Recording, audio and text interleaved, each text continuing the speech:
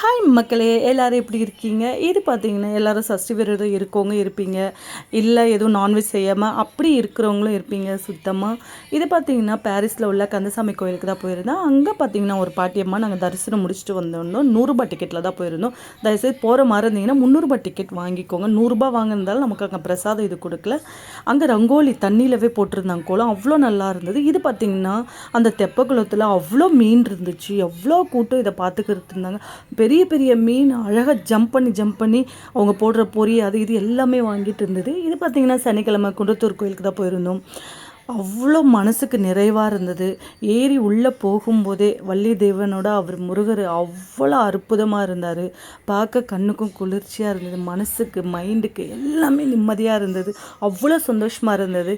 இத்தனை வருஷத்தில் எப்போவுமே பாரிஸுக்கு தான் போயிருப்பேன், ஆனால் இந்த தடவை தான் நான் குன்றத்தூருக்கு போயிருக்கேன். அவ்வளோ நல்லா இருந்துச்சு.